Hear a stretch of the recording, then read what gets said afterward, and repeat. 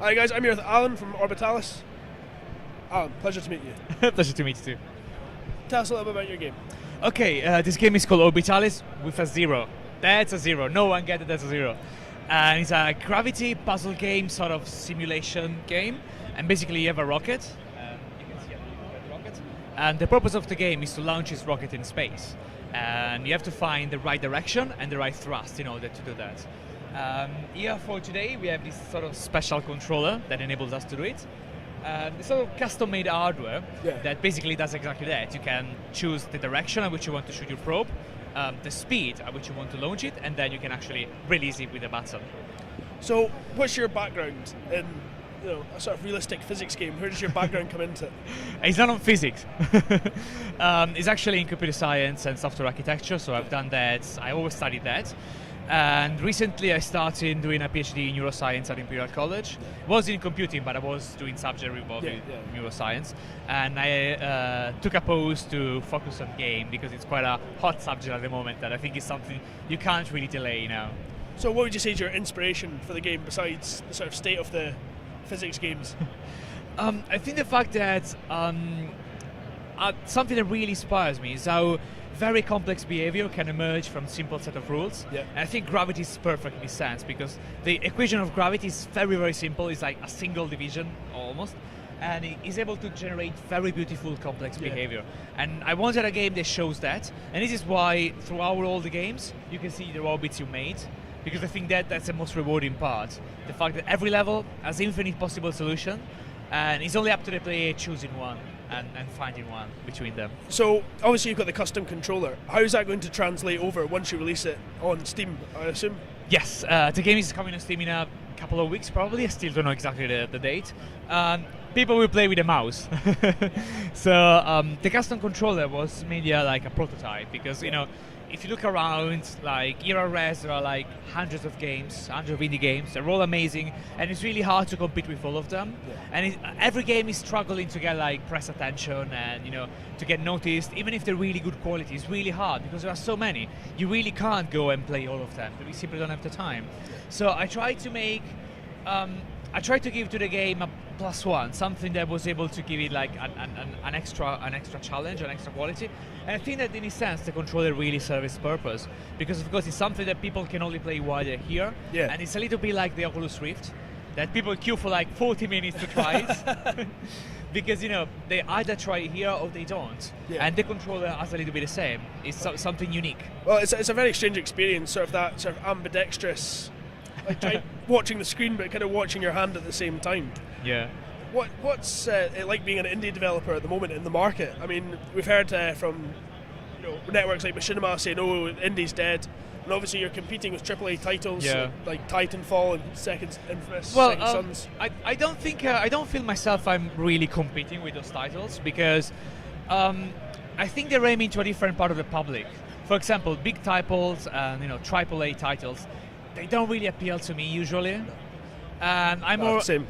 I'm more on the indie side, so I think that they're trying to aim at two different type of market. So I don't think that having new AAA titles really affects the way indie can actually sell. Of course, there is a gray area of like very big indie titles that are not AAA, they're not indie. So there is a gray area in which I think this might be a problem. For the type of game I deliver, type of game I want to make, I don't really think this is a problem. Do you think this kind of game would have been possible to get onto the market, maybe say about 5 years ago?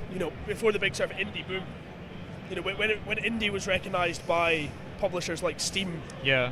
When platforms like Steam started supporting indie like they do. Do you think it would have been viable?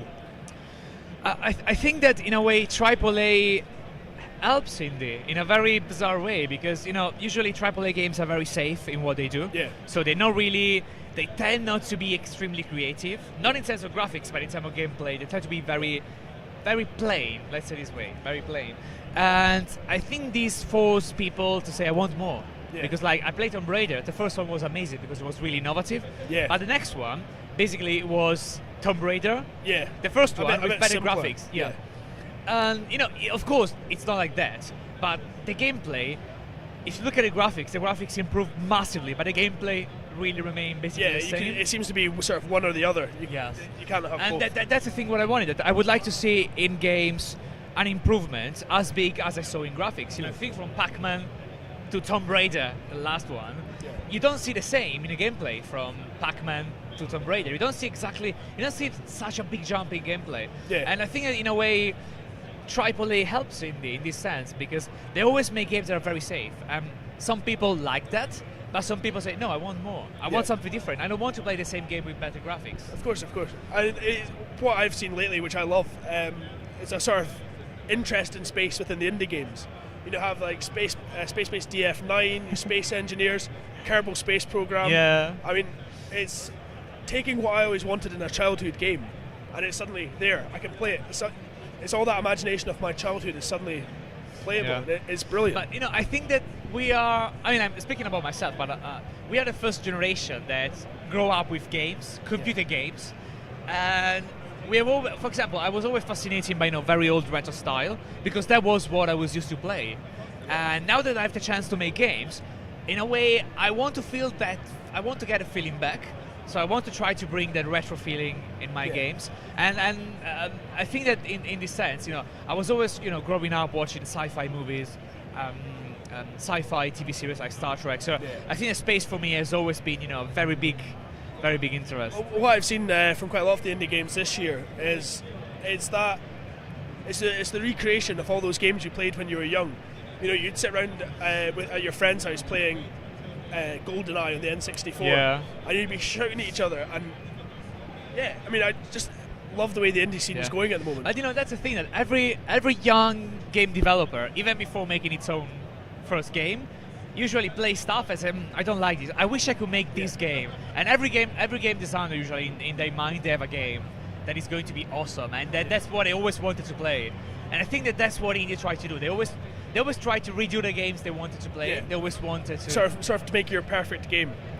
And that's the thing. You're trying, but you know, even this controller, the initial project was massive. You know, I wanted to have like 2 of them and an Oculus Rift and a recline chair. So it was amazing. You know, it was amazingly big. And of course, you know, then you face reality. They say, okay, I don't have 9 years. A bit nuts. So, final question: sum up Orbitalis in 4 words. Oh my god, that's really hard. No, those are not the... I love that reaction. The words. Only 4 words. An amazing gravity game. Hey, there we go. Thank you very much. Thank you. Orbitalis will be out on Steam in a couple of weeks, maybe? Couple of weeks. We don't know yet, but... Go check it out. It looks cracking. We've had Tim playing it behind us. Not doing too badly, actually. Well... I'm happy. Yeah, you got 30 seconds at one point. Okay, guys, thank you very much for joining us. See you at the next interview. Hello and welcome to Primordial Pod. You join us here at EGX Rezzed. Yes, we've got so many games lined up. I can't actually believe the queue was so short. We just went in like that, and we're here now. So we've already met quite a lot of people.